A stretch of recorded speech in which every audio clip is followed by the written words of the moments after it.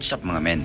Sinabi nga ni Rigor kay Cortez at Mendoza na masamang kutob niya sa pag-angat ng kanyang posisyon dahil alam niyang gagamitin lang nilang promosyon para mabaon siya ng utang ng loob, lalong-lalo kay Suarez, at pag promoted na siya ay gagawin siyang sunod-sunuran. Sa kabilang banda, tinambangan na nga rin ng mga tauhan ni Agustos itong sila Primo, subalit lingid sa kanilang kalaman ay nakaligtas nga itong sila Primo dahil sa pagtalon nila sa tulay. Pinatawag naman ni Agustos si Amanda upang sabihin na patay na nga itong si Supremo na siyang kinagalit naman ni Amanda. Sa opisina nga rin ay laking gulat ni Rigor dahil sa nabalitaan niyang pananambang sa convoy nila Primo at maaaring patay na daw lahat ng mga ito.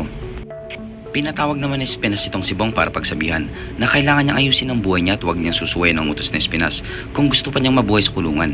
Sinabi niya nga rin kay Bong na maghanda sila dahil may papapatay siya at ito nga si Congressman Sevilla. Tinanong naman ni Tanggol si Enteng kung ano nga bang kulang sa kanya dahil kahit minsan ay hindi niya naramdaman, nararapat siya para kay Mokang. Sagot naman ni Enteng na hindi ito nagkulang, ngunit ang mali ay ang pagmamahal niya kay Mokang ng labis dahil wala itong tinira para sa kanyang sarili. Dagdag pa niya na subukan niya itong si Bubbles dahil malay nila kung muling mapapatibok niyang puso ni Tanggol. Kinuha naman ni Amanda ang kanyang baril upang ipagkiganti itong si Primo, subalit naunahan siyang barilin ni Agustos. Sa tingin niyo mga men, mabubuhay pa ba kaya itong si Amanda? Comment ka na sa baba ng video na to at ating pag-uusapan ang iyong opinyon. At kung bago ka pa lamang sa aking YouTube channel, ay pindutin mo lang subscribe button para lagi kang updated sa mga susunod nating upload.